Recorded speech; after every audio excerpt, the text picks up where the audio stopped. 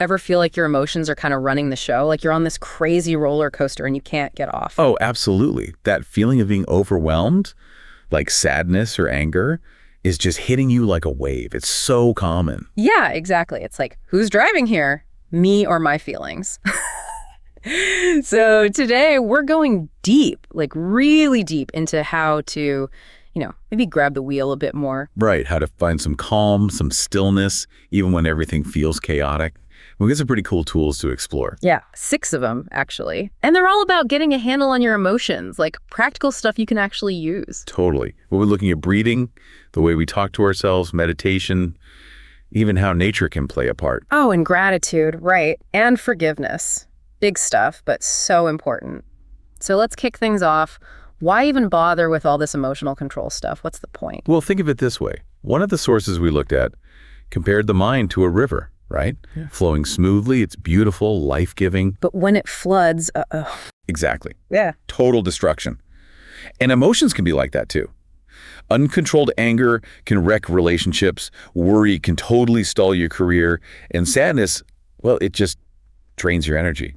It impacts everything, doesn't it? Your work, your relationships, your health, it's all connected. Big time. But the good news is, and this is something all our sources agreed on, we can learn to manage these emotional floods. We can actually get better at navigating our inner world. Okay, so first up, deep breathing. I mean, we all breathe, right? But how can that help with calming down when you're freaking out? Well, it's about being conscious of your breath. When you're anxious or scared, your breath gets all quick and shallow. Oh yeah, like little sips of air. Right. It's your body's alarm system going off. Right. But with deep breathing, you're basically hitting the reset button. Okay, so how do we actually do it? Close your eyes if you can. Just helps to block out the distractions. Then take a nice slow breath in through your nose for a count of 4. So 1, 2, 3, 4, like that. Perfect. Now hold it for another 4 seconds. Then exhale slowly through your mouth, but for a count of 6 this time. Oh, interesting. So the exhale is longer. Yeah, it helps to trigger your body's relaxation response. Do that whole cycle 5 to 10 times, and you should start to feel a difference. I actually feel a bit calmer already. See, your heart rate slows down, blood pressure drops, and your whole system just chills out a bit.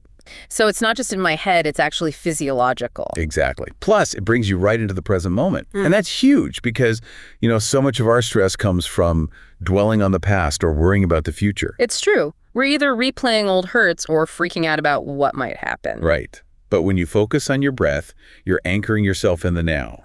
No past, no future, just this breath. Okay, so deep breaths. Right, how to find immediate calm. Got it. Now, what about that voice in our heads? The one that's often, yes. The inner critic. That constant chatter that can be so negative. I'm not good enough, I always mess up, nobody likes me. Oh, I know that voice well. It can be brutal. Right. And the problem is, we often don't even realize how much it's affecting us. But those negative thoughts fuel our negative emotions. So if you're constantly telling yourself you're a failure, you're going to feel like a failure. Precisely. But the cool thing is, we can actually change the script. Yeah. We can start to challenge those negative thoughts. Okay, but how? My inner critic's pretty stubborn. 2 steps. First, as soon as you notice a negative thought, replace it with a positive one. So instead of, I'm going to bomb this presentation, I could say, I'm going to rock this presentation. Exactly. Or, I'm well prepared and I've got this. It might feel a bit forced at first, but it works. Okay, and what's the second step? Have some go-to positive phrases ready, like, I am calm and confident, I am capable and strong. Things that resonate with you. So I'm basically creating a new soundtrack for my mind. That's a great way to put it. And the more you do it, the more those positive thoughts become your default setting. Cool. So deep breathing for the body, positive self-talk for the mind. What's next? Well, how about meditation? Now, I know what you're thinking, monks, incense, chanting. Not exactly my scene. Huh, right. But meditation is not just for, spiritual gurus. It's for everyone. And it's incredibly beneficial for emotional well-being. Seriously. But isn't it hard? Like clearing your mind and all that? It's simpler than you think. And you don't have to be perfect at it. Just find a quiet spot, sit comfortably, close your eyes, and focus on your breath. Okay, so far so good. Now, here's the thing. Thoughts will come up. That's normal. Don't fight them. Just acknowledge them and gently bring your attention back to your breath. So it's not about emptying your mind. It's more about like observing your thoughts without getting swept away by them. Exactly. And with practice, you get better at it. Even 10, 15 minutes a day can make a huge difference. What kind of difference are we talking about? You become more aware of your emotions, less reactive.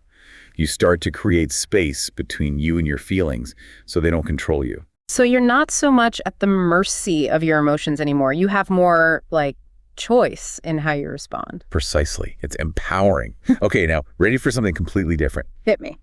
Get outside. Seriously. Nature can be a powerful emotional regulator. Like hugging trees. Huh. You could, but even just taking a walk in the park, breathing in fresh air, listening to the birds, it really works. I mean, I do feel better after a hike in the woods, but is there like science behind it? Oh yeah, tons of research. Studies have shown that being in nature lowers stress hormones, reduces blood pressure, and just makes us feel more balanced overall. So it's not just a nice feeling, it's actually good for you. Exactly. It's like our brains are wired to connect with nature. It calms us down, gives us perspective. It's like hitting the reset button on your whole system. Exactly. Okay, ready for method number 5? Bring it on. Gratitude. Focusing on what you're thankful for. Sounds cheesy, but it's a game changer. Okay, but how does that help with, anger or sadness? Well, think about it. When we're focused on what we don't have, what's missing, it breeds negativity, envy, resentment, dissatisfaction. True. It's like the more you focus on what you lack, the worse you feel. Right. But gratitude flips the script. It shifts your attention to the good stuff, the things you already have. Okay, so how do we actually practice gratitude? Easy. Every morning, jot down 3 things you're grateful for. Could be anything, big or small. Your family, your health, a sunny day, a good cup of coffee. So I'm basically training my brain to look for the positive. Exactly. And that can have a profound impact on your emotional state. It's like building up your resilience against negativity. Okay, one last method to go. What do we got? Forgiveness. And it's a tough one, but so important for inner peace. Yeah, holding on to grudges can really eat you up inside.